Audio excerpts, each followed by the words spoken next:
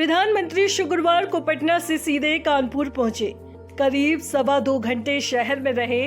इस दौरान बटन दबाकर प्रदेश की 47,600 करोड़ की 15 बड़ी परियोजनाओं का लोकार्पण व शिलान्यास किया। पीएम मोदी ने कानपुर में कानपुरिया अंदाज में पाकिस्तान पर हमला बोला। अब आपको दिखाते हैं उत्तर प्रदेश में पीएम मोदी के भाषण की वो 10 बड़ी बातें जिन पर लगातार चर्चा हो रही है।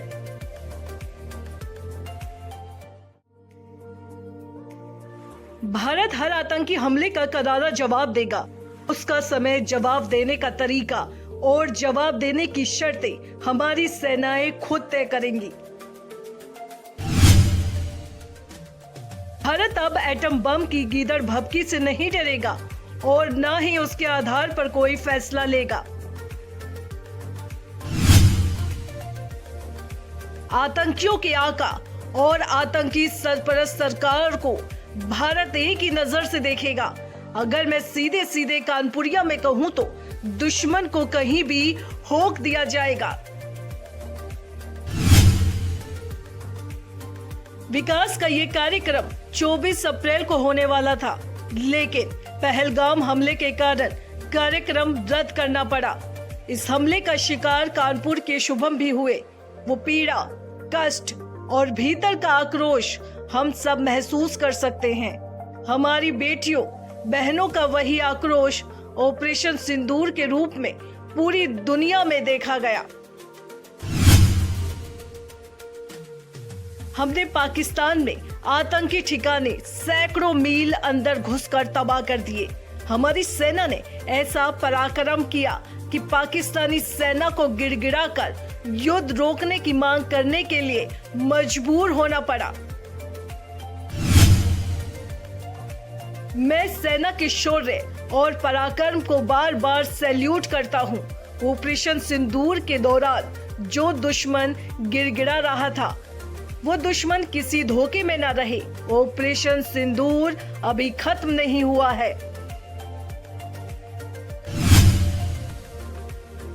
ऑपरेशन सिंदूर में दुनिया ने भारत के स्वदेशी हथियारों और मेक इन इंडिया की ताकत भी देखी है।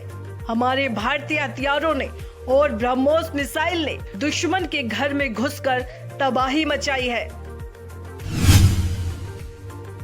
ऑपरेशन सिंदूर में जिस ब्रह्मोस मिसाइल ने दुश्मनों को सोने नहीं दिया, उस ब्रह्मोस मिसाइल का भी नया पता उत्तर प्रदेश है। भारत अपनी रक्षा जरूरतों के लिए आत्मनिर्भर हो, ये हमारी अर्थव्यवस्था के लिए तो जरूरी है ही, ये देश के आत्मसम्मान के लिए भी उतना ही जरूरी है। इसीलिए हमने देश को निर्भरता से आजादी दिलाने के लिए आत्मनिर्भर भारत अभियान चलाया। जो इंफ्रास्ट्रक्चर, जो सुविधाएं, जो संसाधन बड़ी बड़ी मेट्रो सिटीज में होते हैं, वो सब अब अपने कानपुर में भी दिखने लगे हैं। कानपुर मेट्रो इस बात का सबूत है कि अगर सही इरादों, मजबूत इच्छा शक्ति और नेक नियत वाली सरकार हो तो देश और प्रदेश के विकास के लिए कैसे ईमानदारी से प्रयास होते हैं।